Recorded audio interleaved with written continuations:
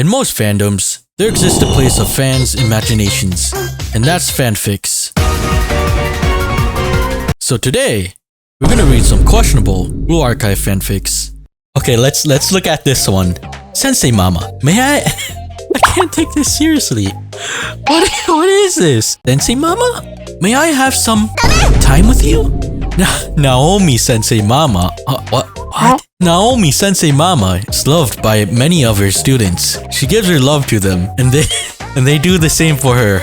Oh my god. Sensei Mama. Asuna opens the door to Naomi's office. Naomi's beautiful, soft, motherly voice is heard. What am I even doing? Asuna-san, what brings you here? Like I said, I've come to play. Asuna replies as she drops her school bag and trots over to the uber busty mother-like teacher. And you know what that means? Naomi just giggles, wrapping her arms around the super long-haired blonde's waist and pulls her closer. You never ever stop, do you? I will never stop loving you, or Karen baby, Asuna says with a gentle smile. Asuna-san, Naomi coos. The two busty women embrace one each.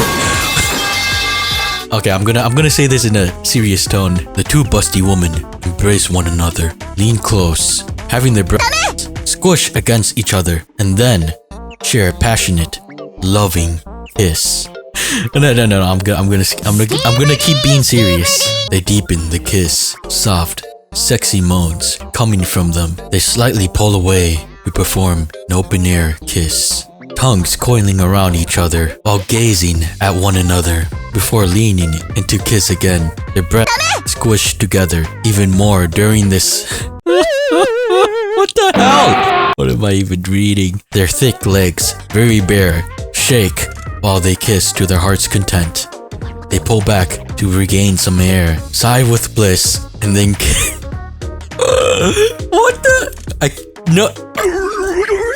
I'm speechless. Like, oh god, who writes this? Like, I'm genuinely asking, who writes this? You're so needy. Naomi pulls away with a giggle.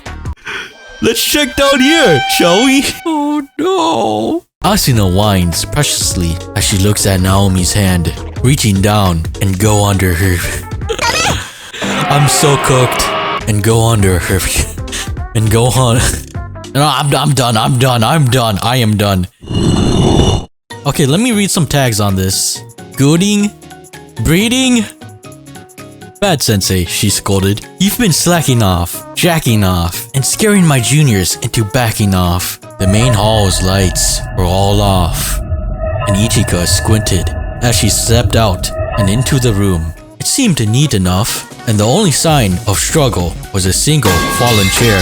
She made a reasonable guess, assuming one of her girls had knocked it over when running away. She sighed. But it was as Ichika picked up the chair that she heard something from upstairs. I'm over here stroking my dick. I got lotion on my dick. Sounded like breathing, but it was, well, weird somehow. Something about the persistent sounds made Ichika want to tiptoe, but she kept her ears peeled as she reached the end of the stairs, where it became clear that the sound came from none other than Sensei's room. For safety, she picked a stealthy approach, leaving her shoes behind. She tiptoed over to the door. The sounds grew louder, and Ichika realized they were grunts. Oh no. They reminded her of exercise, but scarier. She continued pushing on the door until it was wide open for her to poke her head in. Oh, ew. She grabbed her nose and recoiled. What's that smell? There were not one, not two, but 5 waste paper baskets, each one of them full of tissues. That was nothing to say of a small mountain of them gathering at the base of Sensei's bed, together with all of his clothes on the ground. What? Sensei, what are you doing, Sensei? Oh dear. Ichika frowned. She'd found her monster, and he was in a terrible shape. Lying down naked on his bed, her dear teacher was presently pumping his like a piston going haywire. An entire box of tissues gripped in his left hand as he masturbated furiously with his right.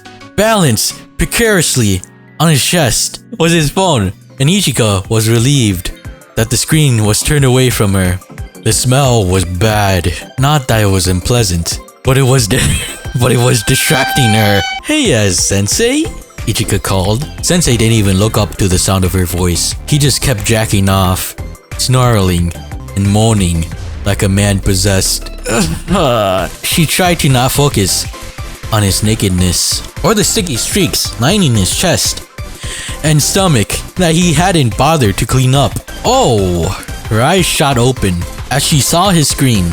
At once, she was offended, embarrassed. It was a picture of her club's vice president, Hasumi, with their uniform soaking wet. The shot placed extra emphasis on her huge boobs and the slender strip of her skin on her tummy, revealed by the way she was stretching, and her exposed thighs, of course. Time out, Sensei! Before the thought had fully crystallized in her head, Ichika reached forward and snatched his phone.